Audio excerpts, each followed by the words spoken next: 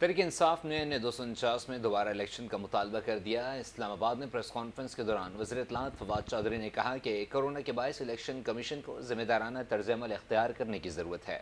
SOPs पर सबसे कम अमल दरामद सिंध बिलखसूस कराची में हुआ और यही वजह है कि केसेस बढ़ रहे हैं। काबीना ने 2 ऑर्डिनेंस की मंजूरी दी है। एक के तहत इलेक्शन कमीशन को इलेक्ट्रॉनिक वोटिंग मशीन के इस्तेमाल का हक दिया गया है, जबकि दूसरे के तहत इलेक्शन कमीशन को इख्तियार दिया गया है।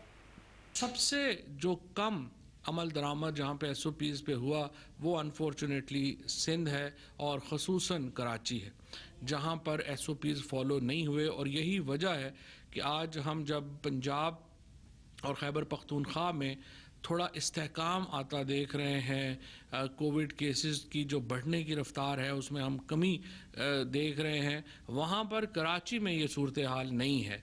और चीफ मिनिस्टर साहब और पीपल्स पार्टी की अगर गुफ्तगू सुने तो लगता है कि पूरा पाकिस्तान जो है वो SOPs में उन्हीं को ही फॉलो कर रहा है और उन्हीं की पॉलिसी जो है वो पता नहीं कोई कामयाब हुई। लेकिन मैं उनसे ये कहूँगा कि प्लीज़ ज़रा अपने मामलात को देखें। अभी आपने देखा कि जो इलेक्शन कमीशन है उसने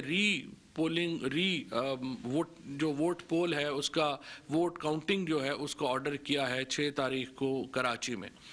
ये इलेक्शन कमीशन क्यों इस नतीजे पे पहुंचा? क्योंकि एक यूनिवर्सल ओपिनियन इस वक्त चल रही है कि कराची के इलेक्शन में बदतरीन धांधली हुई है और इसीलिए तहरीक इंसाफ का मुतालबा तो ये है कि ये रीपोल में जाना चाहिए। इसको इस वक्त गिनने का कोई तुक नहीं बनता। अभी तक इलेक्शन कमीशन ने अपने इंतखाबात में कोरोना के SOPs को जिस तरीके से अमल दरामद करना चाहिए उस तरीके से अमल दरामद नहीं किया। 2 ऑर्डिनेंसेस जो हैं उसकी काबीना ने अप्रूवल दी है। इन दोनों ऑर्डिनेंसेस के तहत हमने एक ऑर्डिनेंस के तहत इलेक्शन कमीशन को ये इख्तियार दिया है कि वो EVM मशीन इस्तेमाल कर सकेगा इंतखाबात में।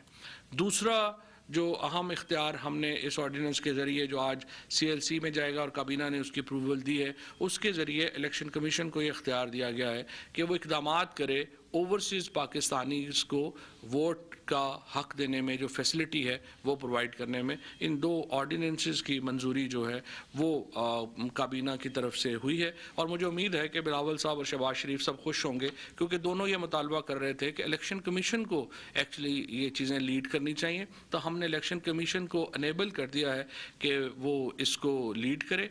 और मेरा सुबह मैं यही बात कह रहा था जो शहजाद अकबर साहब ने भी रेज़ की कि इस तरह से इस्लाहात जो करनी है तो फिर नैब की कानून के लिए इस्लाहात जो है वो हम नैब को दे देते हैं और जो बाकी इदारे हैं उनको भी कह देते हैं कि आप भी इस्लाहात अपनी अपनी खुद ही कर लें, क्योंकि शहबाज शरीफ साहब और बिलावल साहब के नज़दीक शायद parliament has ceased to exist और उनके नज़दीक जो बाकी इदारे हैं वो ही सारे काम उन्होंने ही आगे करने हैं।